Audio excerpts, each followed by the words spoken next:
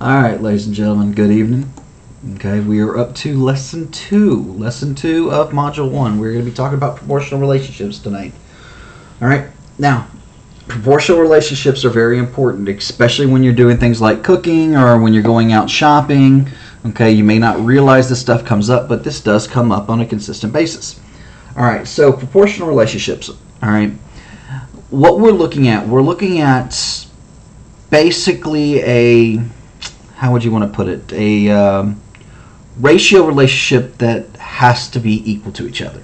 Okay, in other words, what I'm saying is that whatever A over B is should equal whatever C over D is. Okay, these are proportional relationships.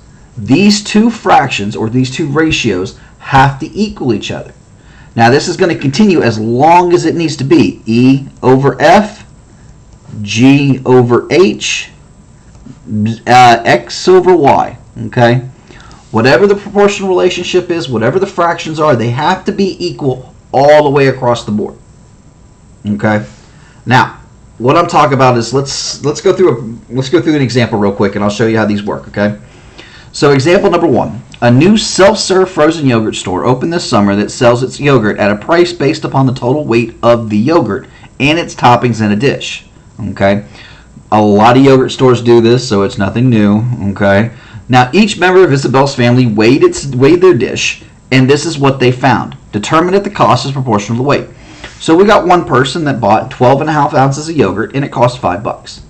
Another person bought 10 ounces of yogurt, and it cost $4. A third person bought 5 ounces of yogurt, and it cost $2. And the last person bought 8 ounces of yogurt, and it cost $3.20. So what we have to do is determine whether or not the cost per ounce, or the ounces per cost, whatever, how you ever want to say the ratio, is equal to each other. All right.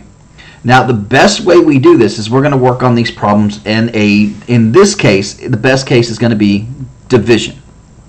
Okay. You're asking yourself, but Mr. Hale, what do you talk about by division? All right. I want to make one of these ratios a rate. Okay. I want it to where it has a denominator of 1. Okay. Something has a denominator of 1. Now we're going to use the cost as our denominator. Okay. So what I need to do is I need to find out how much how many ounces, okay, cost $1. All right, how many ounces cost exactly $1? Okay. Now I don't expect you to do this in your head. Okay. I've got a calculator here, and all right, I'm going to tilt it up so we can make sure we can see everything that I'm putting on my calculator. Okay. So we're going to start off with the first one. Or not the first one. I like this one here since it's divisible by 2. Makes it a little easier for us to find the answer. Okay. I put in 5 divided by 2. 5 divided by 2 equals 5 halves. I don't like that. Let's see. It's a brand new calculator for me, so I have to figure this one out. Do you see a fraction of decimal, ladies and gentlemen? Do you see a fraction of decimal?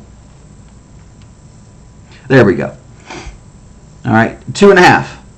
5 divided by 2 is 2.5. So this ratio it cost 2.5 ounces for every $1. Okay. Now, in order for this to be an equivalent proportional relationship, every one of these has to be 2.5 ounces over $1. 2.5 ounces over $1. 2.5 ounces over $1. So let's take a look at 10 divided by 4. 10 divided by 4 equals, I get 5 halves again, which we know to be 2.5. So far we are looking at a proportional relationship. Let's try the next one. 12.5 divided by 5. We again get 5 over 2, which we know to be 2.5. So far we are looking at a proportional relationship. Now we got to look at the last one. 8 divided by 3.2. 8 divided by $3.20. Again, we get 5 halves, which we know to be, by at this point, 2.5. So, do all the relationships here, do all the ounces to cost equal 2.5 ounces to $1?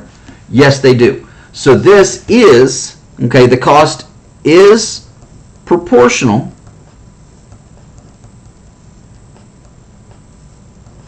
to the weight. Okay, and I got to put in the word to. So in example number 1, the cost is proportional to the weight. Okay, and that's how we do it if we're working with division. Okay, if we're going to do proportional relationships and we're going to have these kind of charts with us, we can do it using division. The reason why I chose division for this first example was because I saw a decimal. Okay, the decimal kind of makes things interesting because you have all these whole numbers on the bottom, but then you get a decimal. Okay, and just like at the top, you had a decimal where you had 3 whole numbers. Because of that, it's kind of a little bit of a push, kind of shove kind of problem, to where it's better for us to use a calculator and do division than it is to use the next method that I'm going to show you. Okay. All right. So look at example 2. I'm going to come down here a little bit. All right. So example number 2 says, in the back of a recipe book, a diagram provides easy conversions to use while cooking. All right. Now there's another method that I like to determine whether or not proportional relationships. Okay, so let's say A divided by B equals C divided by D. Okay, a proportional relationship states that if A to C increases by the same amount consistently as C does to E, then we're looking at a possible proportional relationship. Now, the only thing is that the denominator has to increase by a consistent rate as well. So if B to D increases by 1/2 and D to F increases by 1/2, then we do have a consistent relationship. Both the numerator and denominators are increasing by the same amount every time. Okay, so we know that this would be a proportional relationship. The reason why I'm showing you that is because we're not going to use division here. We're going to use this type of method to determine whether or not we are seeing a proportional relationship.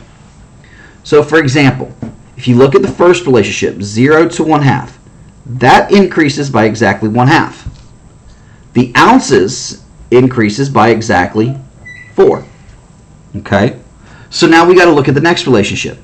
Does 1/2 to 1 increase by 1/2?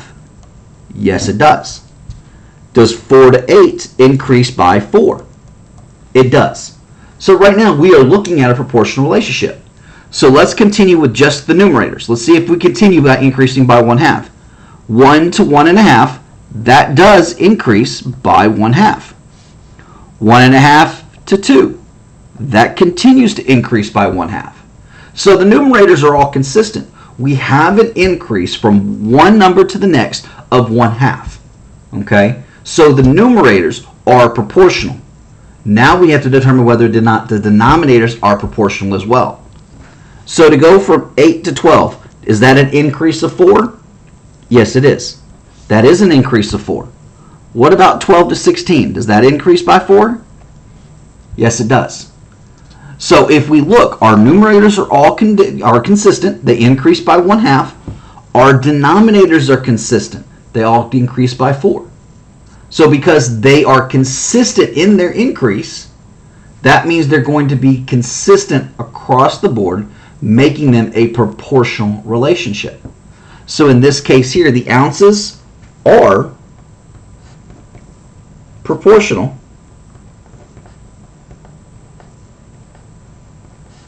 to the cups. So right now our first two answers, they're proportional. It's perfect. Okay? The first method we use division. The second method we just used an increase method. Okay? These are amazing. These are different ways that you can get to the exact same solutions. Okay?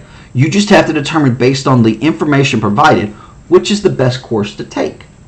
Okay? That's the benefit of math. There are multiple ways to get to the same answer.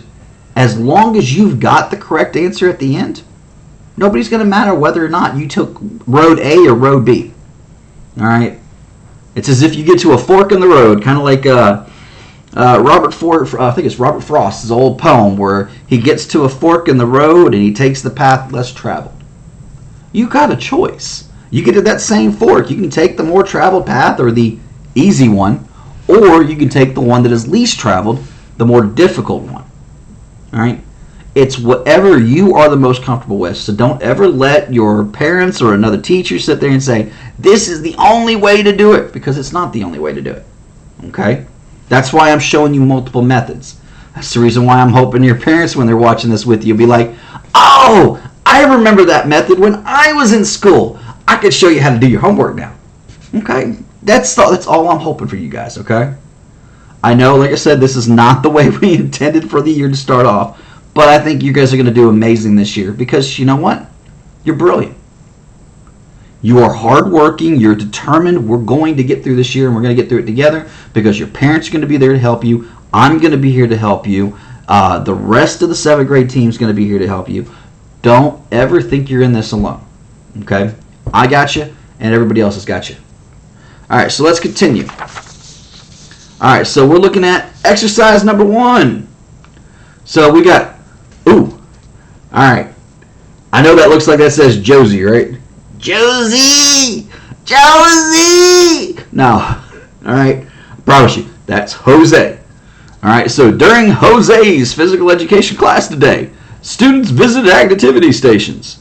Next to each station was a chart depicting how many calories on average would be burned by completing that activity. And here's our chart while jumping rope. If you jump rope for 0 minutes, you're going to burn no calories. Man, what are you talking about? Just standing there is going to burn some calories. Heck, you could be laughing at the person jumping rope and burning calories. Ugh. It makes, okay, whatever. Continuing on. All right. If you're there for 1 minute, you're going to burn 11 calories. If you jump for 2 minutes, you're going to burn 22 calories. If you're there for 3 minutes, you're going to burn 33 calories. If you're there for totally for 4 minutes, man, yeah, you're going to burn like 44 calories, man. It's going to be awesome. You're going to burn 44 calories. Them calories just melting away while I'm jumping that there rope. Alright. Question A. Is the number of calories burned proportional to time? How do you know? Question B. If Jose jumped rope for 6.5 minutes, how many calories would he expect to burn? Alright. I'm not going to sit there and say, I want you to do both A and B on your own real quick. I want you to do A on your own because I want us to do B together. Because B, it's going to take us a little bit of a different way to get to the answer, okay? And I haven't showed you this yet, so I want you to be patient. All right, so I want you to pause the video right now, and I want you to complete letter A. All right?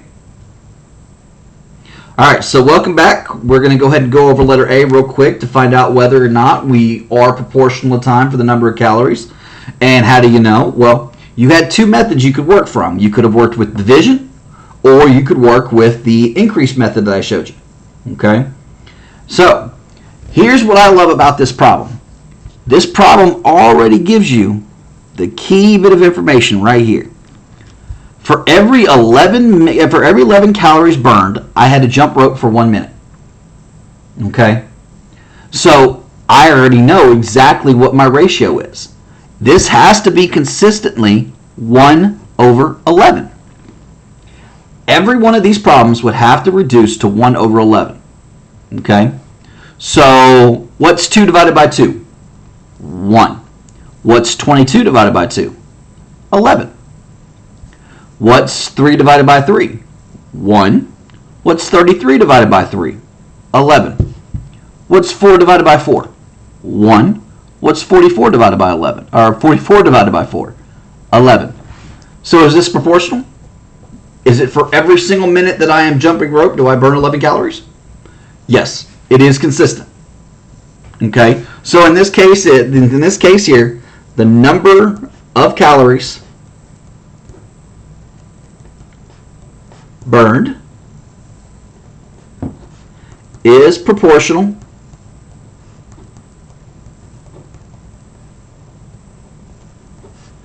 to time, and we know this because every ratio is equivalent.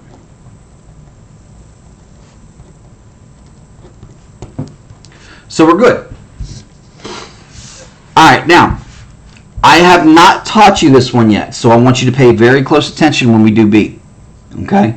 So if Jose jumped rope for 6.5 minutes, how many calories would he be expected to burn? Okay, so now we've got a new problem. All right? But now if you remember, proportional relationships are the same as equivalent fractions. They have to be equal to each other. So if in 1 minute I burned 11 calories, then that should be equal to 6.5 minutes burning how many calories? Okay? Now, up to this point, I'm pretty sure some of y'all remember the good old-fashioned butterfly method, okay? Or crisscross applesauce, okay? All right. So, that's great and dandy. That's the way I want you to remember doing it for right now because we haven't gotten to one-step equations yet, okay? So, if you remember crisscross applesauce, so you take the numerator of the first fraction and multiply it by the denominator of the second fraction. What's 1 times x? It's just going to be x. Equals the denominator of the first fraction times the numerator of the first fraction. So we have 11 times 6.5. 11 times 6.5. So our answer is, all right, Jose would burn, and let's put up the calculator here real quick, 11, whoops, I guess I got to turn it on, don't I? 11 times 6.5. And you get 140, ooh, I don't like that. Let's try that in the fraction. There you go. He would burn 71.5 calories. Okay? If he jumped rope for 6 minutes and, was it 6.5 minutes? So 6 minutes and 30 seconds, he would burn 71.5 calories. Okay? And that's your answer. All right? So, moving on to the next question. Example number 3, summer job. All right. Alex spent the summer helping out at his, whoops, I guess I got to bring it down a little bit. Was helping out at his family's business. He was hoping to earn enough money to buy a new $220 gaming system by the end of the summer. Halfway through the summer, after working for 4 weeks, he had earned $112. Alex wonders, if I continue to work and earn money at this rate, will I have enough money to buy the gaming system by the end of the summer? To determine if he will earn enough money, he decided to make a table. He entered his total money earned at the end of week 1 and his total money earned at the end of week 4.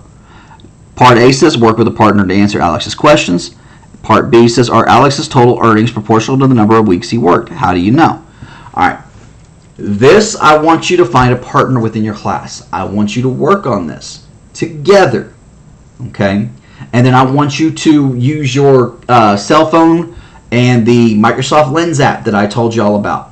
I want you to take a picture of it and I want you to submit it, okay, into your folder. All right? That's how I know that you did this. All right? I want you to write the name of your partner, okay, right here.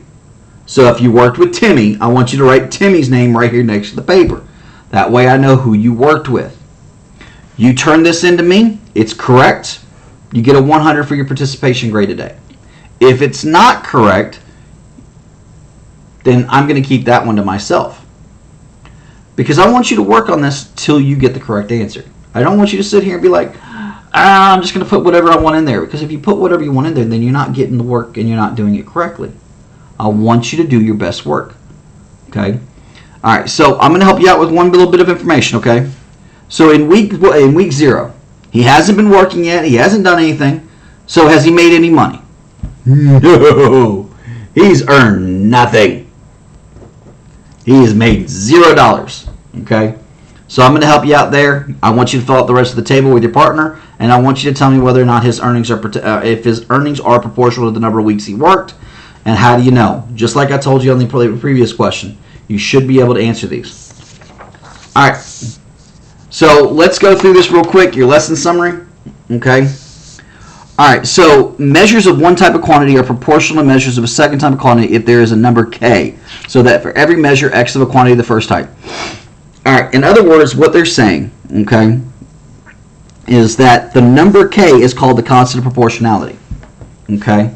Now, if you go back and you take a look at this problem right here, okay? In this case here, we had 11 to 1. 11 calories burned for every 1 minute. What would you think our constant of proportionality is? That's correct. It would have been the 11. That's our constant of proportionality. Not the 1, but the 11. Okay? Because that's what's consistent across the board. We are increasing 11 calories for every minute we work. Okay? That's our constant of proportionality. Okay?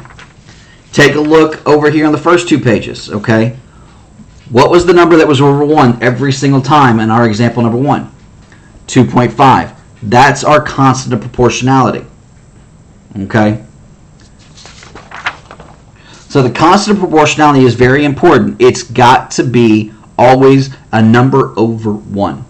Okay? Your constant of proportionality has got to be over 1. So a proportional relationship is a correspondence between 2 types of quantities such that the measure of the quantities of the first type are proportional to the measures of the quantity of the second type. Okay? Proportional. Equal. Okay? Now, in the example given below, the distance is proportional to time since each measure of distance, y, can be calculated by multiplying each corresponding time, t, by the same value of 10. This table illustrates a proportional relationship. Okay? So your constant of proportionality is 10. 10 times 2 gives you 20. Okay? 10 times 3 gives you 30. That is the constant of proportionality. All right? We will spend more time on the constant of proportionality in the next video. For right now, I just wanted to be able to introduce it to you. Okay? Tonight's homework, as you can see, just 2 questions. We'll do 1 and 2. All right? I'm going to have 2 students give me the answers tomorrow morning in class. If both the questions are right, all right, then I'm going to have a small little activity for you to do. If you get one of these questions wrong, we're going to continue working on proportional relationships and do a few more problems in class, okay? So do your best to work on this very well. Remember, you got me you can always reach out to. You got your parents you can talk to. You can always reach out to a friend, all right? Especially somebody you can trust in class. Don't ever sit there and think that you have nobody that you can reach out to help you work on these problems, okay? All right, I want you guys to have a good night. All right, just get a little bit of work done for me tonight, and I will talk to you tomorrow morning, okay? All right, take it easy, guys.